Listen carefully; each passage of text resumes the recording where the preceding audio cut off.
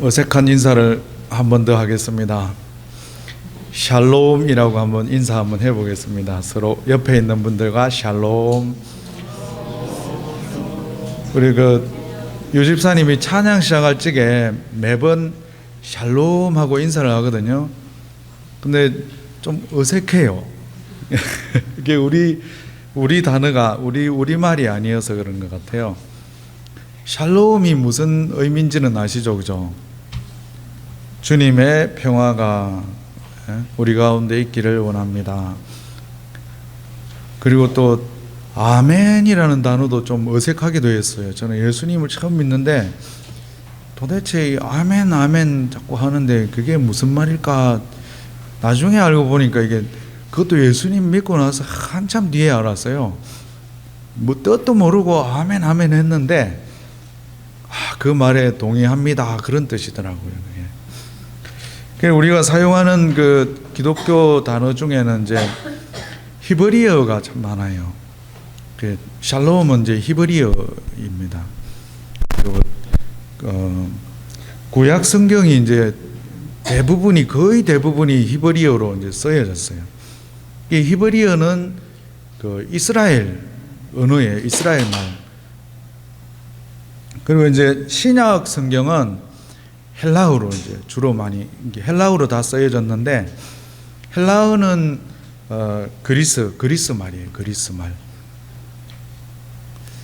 오늘은 성령이 너희에게 임하시면 소통이 회복됩니다라는 제목으로 말씀을 나누려고 합니다. 오늘 읽은 말씀은 바벨탑. 이게 바벨탑은 대홍수 이후에 노아의 후손들에 의해서 세워졌습니다. 탑의 꼭대기가 하늘에 닿게 하여 자신들의 이름을 내고 온 지면의 흩어짐을 면하게 하자. 그렇게 하려고 세워졌습니다. 그리고 진두 지휘자는 누구냐면 노아의 둘째 아들 함의 손자죠. 그죠? 함의 손자. 함의 아들이 구스인데 구스의 아들이 니므롯이에요. 니므롯이 이제 진두 지휘자였어요. 10장 말씀에 보면은 니므롯을 그는 세상의 첫 용사다 이렇게 하고 기록이 되어 있습니다. 그리고 1세기에 유대 역사가가 있는데 이 요세푸스라고 하는 이분은 이렇게 이제 해석을 하기도 했어요. 이 바벨탑 사건은 대홍수에 대비해서 물이 미칠 수 없을 정도의 높은 탑을 쌓고 동시에 자신이 통치하는 그 왕국의 결집력을 강화하려고 했다는 그런 분석을 내놓기도 했습니다. 하지만 이 바벨탑은 끝내 완공되지는 못했습니다. 하나님과 같이 되려고 선악과를 따먹었죠. 창세기 3장에 나오는 그 아담의 그 범죄하고도 유사하다고 할 수 있겠습니다. 하나님께서는 교만을 엄격하게 다루십니다. 이 바벨탑은 그 인간 교만의 극치를 보여주기도 합니다. 잠언 말씀에 교만은 패망의 선봉이요 거만은 넘어짐의 앞잡이다라고 말씀을 하고 있습니다. 인간이 아무리 뛰어나도 하나님께서 흔드시면 버틸 수가 없는 것입니다. 그때 당시에는 언어가 하나였다고 하는데 이 바벨탑이 없었으면 아마 우리도 이 영어 공부하느라고 참 고생을 안 해도 될 뻔했어요. 그죠? 하나님께서 언어를 혼잡하게 하셔서 의사소통이 어려워지게 되었습니다. 큰 혼란에 빠지게 되었는데 말이 안 통하니까 이 탑이 건축이 될 수가 없었습니다. 결국에는 이제 중지가 되고 붕괴가 되었죠. 그게 말이 안 통하면 이렇게 오해가 이렇게 생기게 되는 거죠. 그 어느 학교에 이제 선생님이 있었는데 이 학생이 이름이 안듣기라고 하는 학생이 있었어요. 그래서 선생님이 이 학생을 부르면서 너 이름이 뭐냐라고 부르니까 안듣기입니다라고 했어요. 선생님이 듣고는 야 너는 내가 하는 말이 안 듣기냐? 그러니까 듣깁니다 그랬대요. 야 네가 지금 선생님을 가지고 노냐? 너 이름 뭐야? 안 듣깁니다. 또 이야기를 했답니다. 근데 선생님이 반에 있는 반장을 불렀대요. 야, 이 반장 누구야 여기? 마침 그때 반장이 또 껌을 씻고 있었대요. 반장 일이 나왔는데 너는 반장 너는 이 반에 뭐야? 그러니까 껌입니다 라고 대답을 했답니다. 왜냐하면 입안에 껌이 있었기 때문에. 입안에 껌. 아무도 이렇게 저만 재밌는 것 같아요.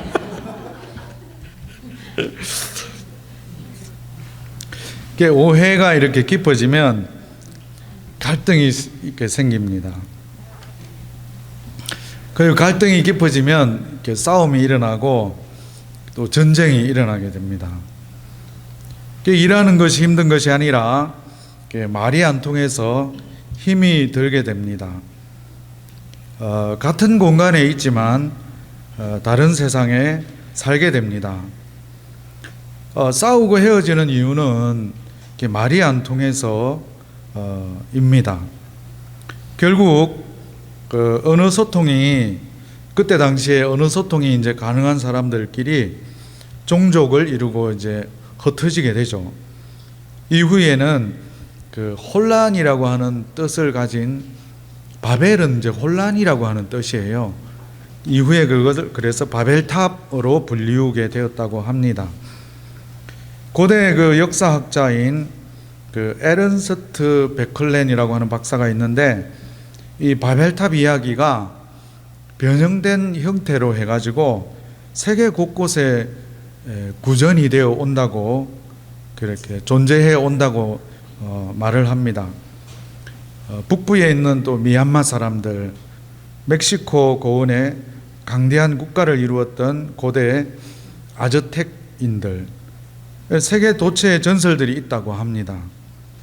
이것을 근거로 바벨탑 이야기는 만들어진 신화가 아니라 역사적인 사실이라고 주장을 합니다. 만약에 이것이 종교적 신화에 불과했다면 종교도 다르고 언어도 다른 여러 나라의 민족들에게서 이 비슷한 이야기가 구전이 된다는 것 자체가 불가능하다라고 합니다. PPT를 잠깐 한자를 좀 띄워주실래요? 노아 홍수 사건도 이와 마찬가지라고 할 수 있는데, 일례를 들면 큰 배들을 지칭할 때 배선자를 쓰잖아요, 그죠? 그 배선자를 풀어가지고 보면, 배선 우리가 보통 이제 유조선, 구조선, 유람선 하고 이렇게 선자를 붙이잖아요. 이게 배주자에 8팔자에 입구자를 쓰거든요. 이게 참 한자가 신기해요, 보면. 8명이 배에 타고 있다는 말인데, 노아 홍수 때에 배 8명이 타고 있었잖아요. 노아 부부하고 셈과 함과 야벳 세 아들 부부가 탔으니까 8명이고 전부 다 합하면 8이거든요.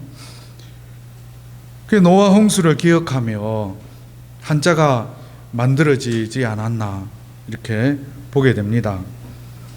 오늘날의 사회를 보면 점점 또 개인화 이렇게 되어가고 SNS가 이제 발달하면서 얼굴과 얼굴을 맞대고 소통하는 것을 싫어합니다. 혼자 사는 그런 삶을 지향을 합니다. 그 남으로부터 이렇게 참 불편을 겪고 싶지 않고 또 불편을 주고 싶지 않은 그런 사회가 되어가고 있습니다. 같은 언어를 우리가 또 사용하고 있지만 그게 말이 안 통하는 그런 시대를 살아가고 있습니다.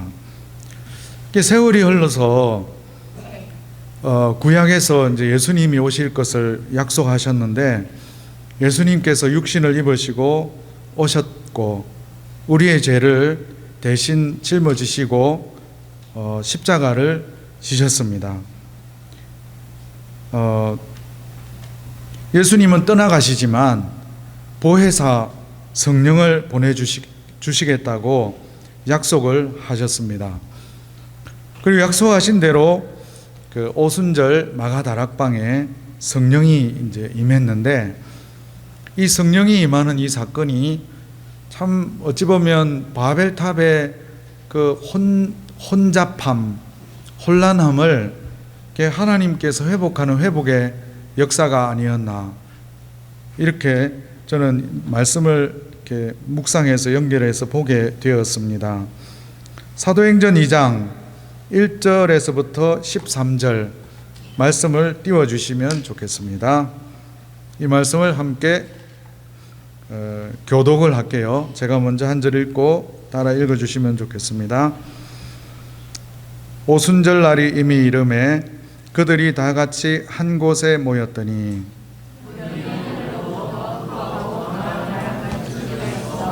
그들이 앉은 온 집에 가득하며 마치 불의 혀처럼 갈라지는 것들이 그들에게 보여 각 사람 위에 하나씩 임하여 있더니 그들이 다 성령의 충만함을 받고 성령이 말하게 하심을 따라 다른 언어로 말하기를 시작하니라. 그때에 경건한 유대인들이 천하 각국으로부터 와서 예루살렘에 머물러 있더니 무리가 모여 각자 자기의 방언으로 제자들이 말하는 것을 듣고 소동하여 다 놀라 신기하게 여겨 이르되 보라, 이 말하는 사람들이 다 갈릴리 사람이 아니냐.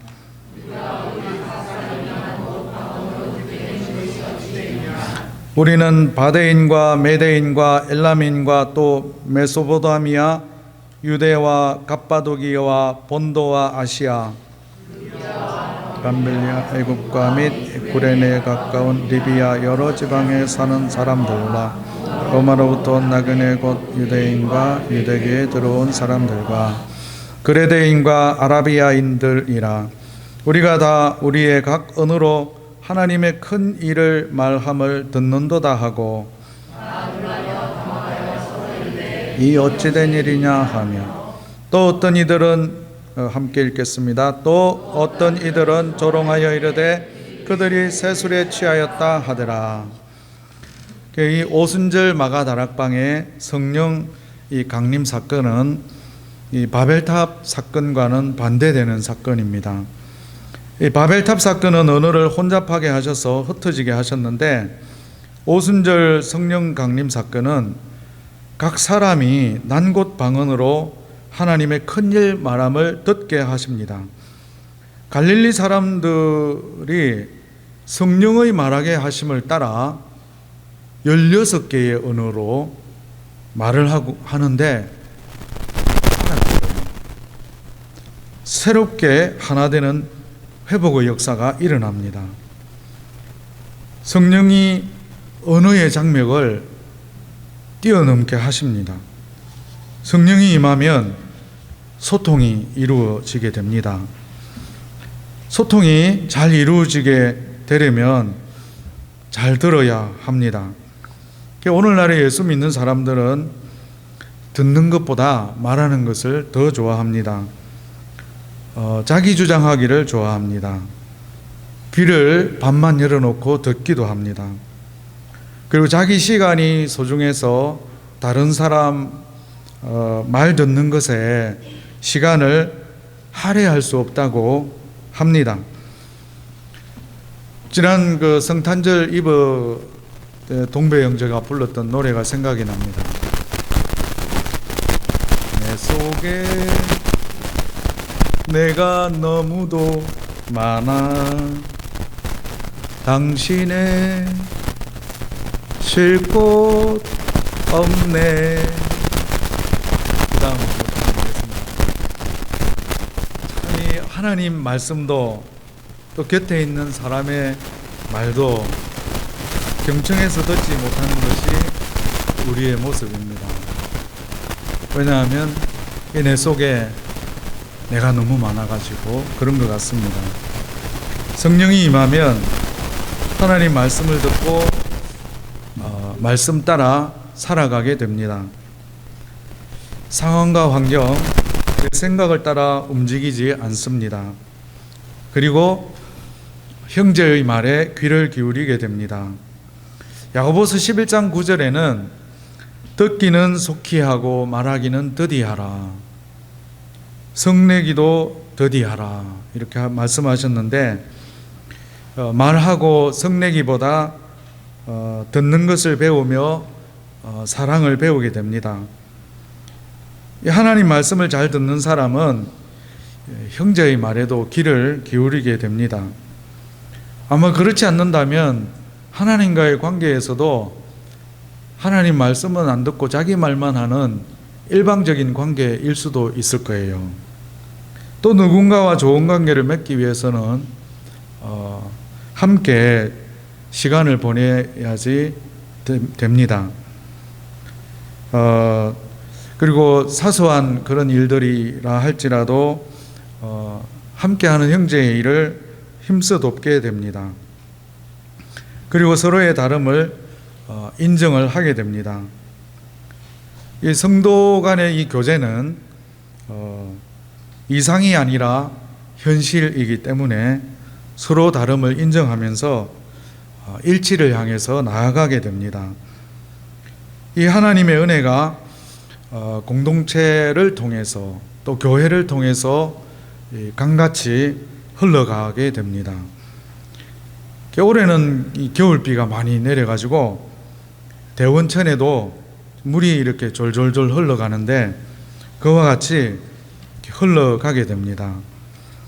소통과 관련해서 참 이 첫째 되는 것이 듣는 것이라고 할 수 있는데, 그래서 집에 제가 이제 책꽂이에 그 책이 몇 개 있는데 그 중에서 경청이라고 하는 책을 제가 다시 읽었어요. 다시 읽었는데 다시 새로웠어요. 그때는 읽기는 읽었는데 내용이 아무 생각이 안 났는데 읽으면서 참 많은 생각들을 하게 되었습니다. 이 책은 많은 사람들이 이렇게 읽혀진 책 중에 하나입니다. 배경은 이제 악기 만드는 회사를 잘 다니던 홍보과장 그 이토벤 이야기예요. 왜 이토벤이냐면 성이 이신데 귀가 이렇게 조금씩 어두워져 가기 때문에 이렇게 베토벤 합해가지고 이토벤이에요. 근데 이 회사가 값싼 그 중국의 악기하고 가격 경쟁력에서 밀려서 이 회사가 이제 구조 조정을 하게 돼요. 구조 조정하는데 이 과정에서 이토벤도 구조 조정이 되면서 회사 대리점을 이제 약속을 받게 돼요. 새로운 출발을 하게 됐는데, 근데 갑자기 네 줄기에 종량이 이제 있다는 것을 발견을 하게 됩니다. 청천벽력과도 같은 소식 앞에서 이토벤은 남은 삶을 어떻게 살까 하고 고민을 하게 되죠. 자기 그 하나밖에 없는 아들을 위해서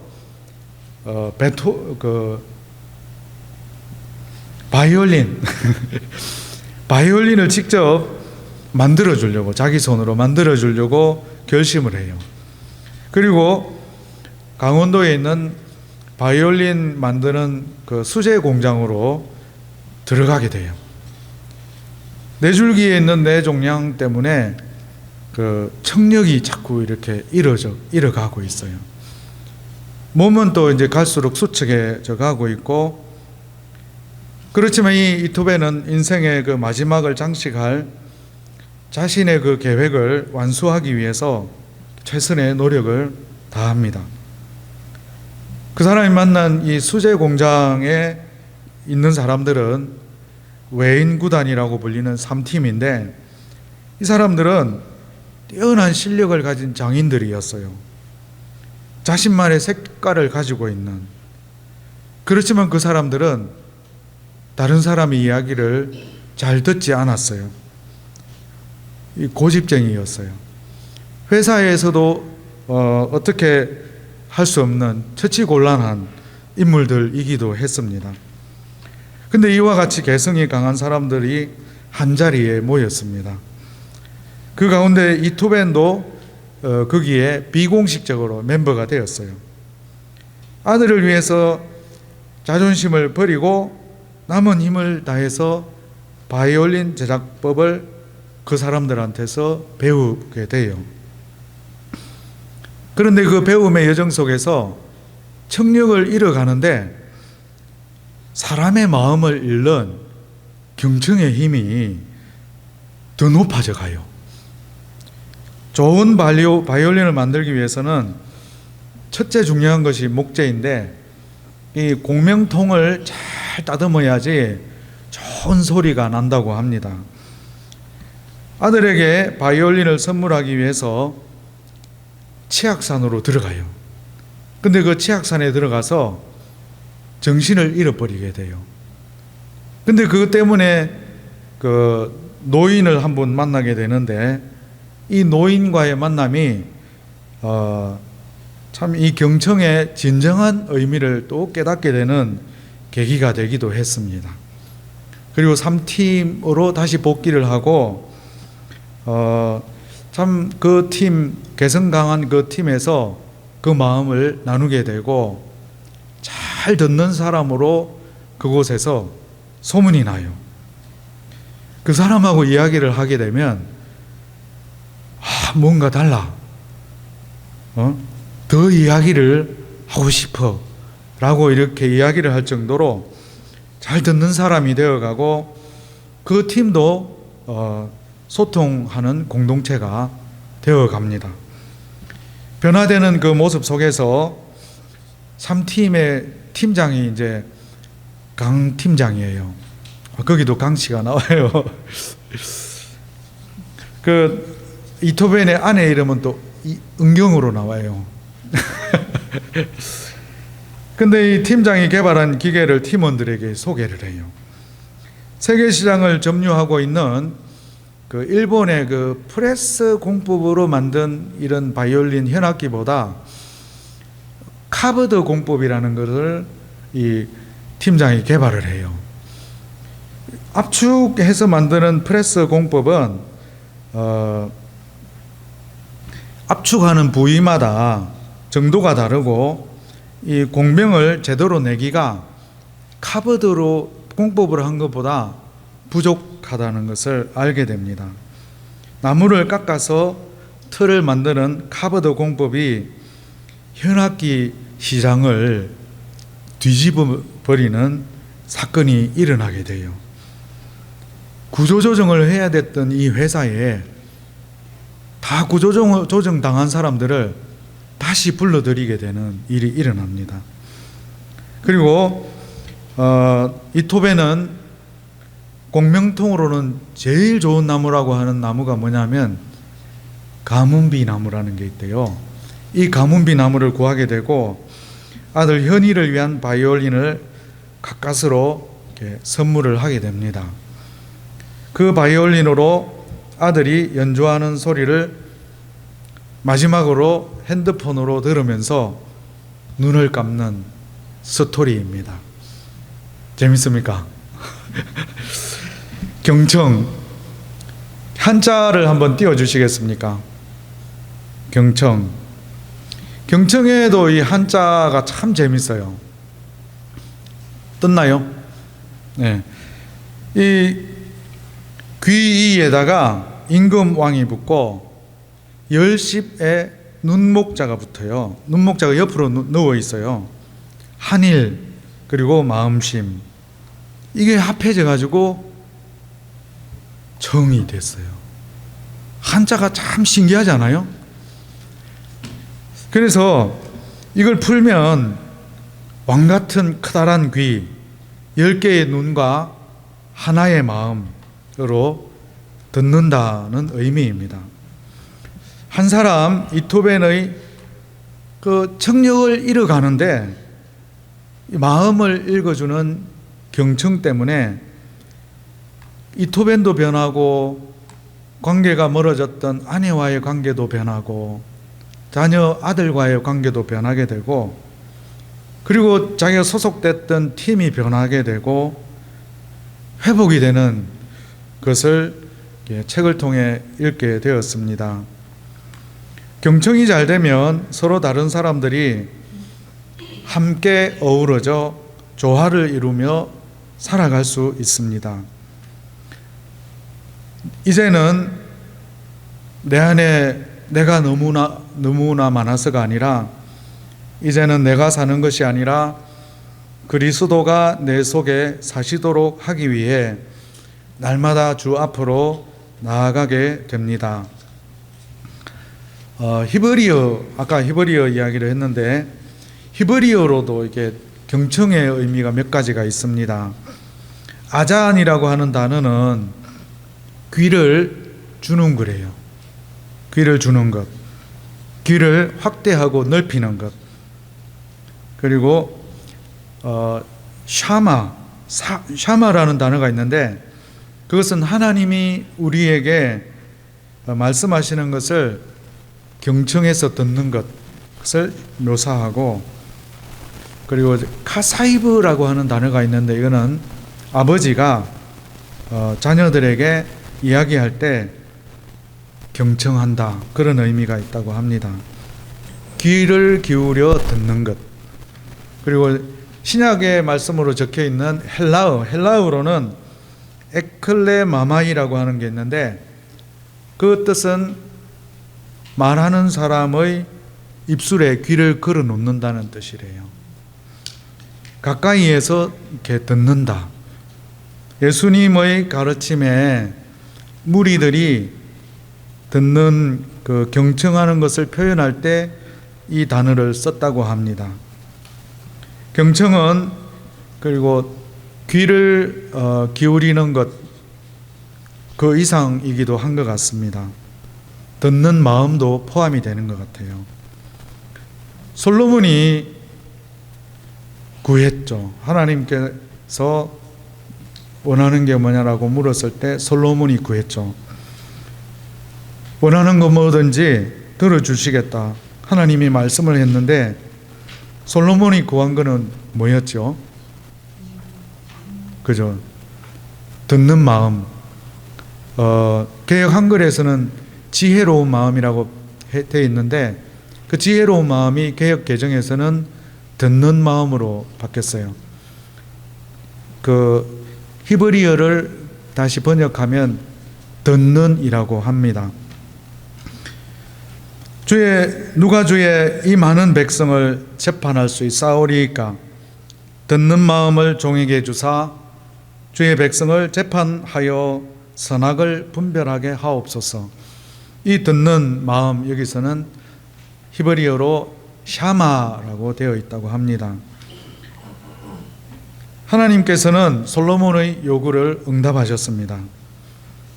듣는 마음을 요구하기 때문이었습니다.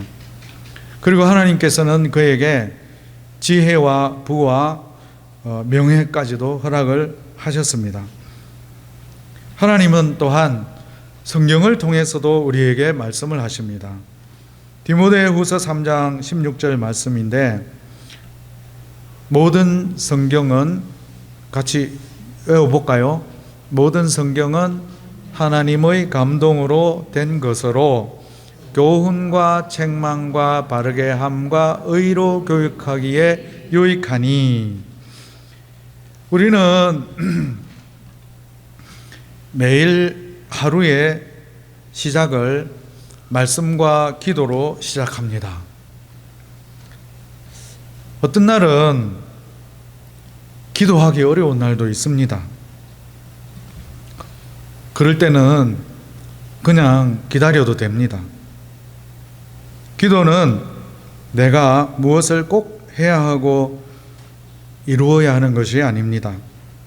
이런저런 이유로 온 마음을 다해 찬양할 수 없을 때도 있습니다.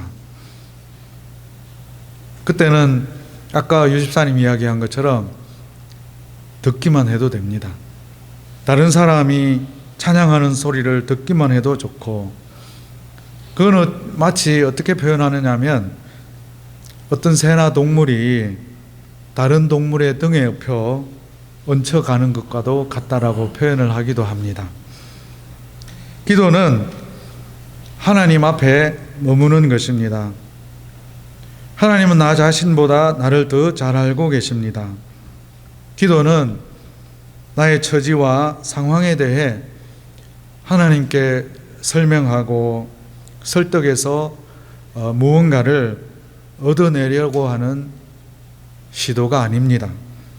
신뢰하는 마음으로 그분 앞에 머무는 것입니다. 기도는 듣는 시간입니다. 말하는 기도도 있겠지만 무엇보다 기도는 듣는 시간입니다. 우리에게 말을 건네시는 하나님의 목소리에 귀 기울이는 시간입니다. 어린 사무엘이 그랬던 것처럼, 어린 사무엘이 뭐라고 했어요? 말씀하옵소서, 주의 종이 듣겠나이다. 우리에게 이것이 필요하다 생각합니다. 찬양 가사 중에 이런 찬양 가사가 있어가지고 찬양 가사 띄워주세요. 같이 보겠습니다. 같이 불러볼까요? 주 앞에 이렇게 나와 모든 것 내려놓고 주님이 주실 말씀을 우리 듣기 원합니다. 마음과 뜻을 다하여 간절히 소망하오니 주 말씀 생명이 되어 우리를 주장하소서. 주여 말씀하소서. 주의 종이 듣겠나이다. 주여 말씀하소서. 주의 종이 듣겠나이다. 계속 나가는 찬양입니다. 예, 이 찬양과 같이 참 하나님과의 관계에서 또 사람과의 관계에서 성령이 임하시면 너희가 권능을 받고 예루살렘과 온 유대와 사마리아와 땅끝까지 이르러 내 증인이 되리라 라고 말씀하셨는데, 참 그 권능이 무엇일까 저는 묵상을 해봤는데, 그 권능이 어떻게 보면 듣는 권능이 아닐까 생각을 해봤습니다. 하나님 앞에서 이렇게 말하는 기도에서 듣는 기도로, 사람 앞에서 또 말하기보다 듣는 그 사람이 되어서 예수님의 삶이 그러하였던 것처럼 우리의 삶도 그렇게 변화되어 우리가 주님께 속한 사람이라는 것을 우리의 삶으로 입증할 수 있게 되면 참 좋겠습니다.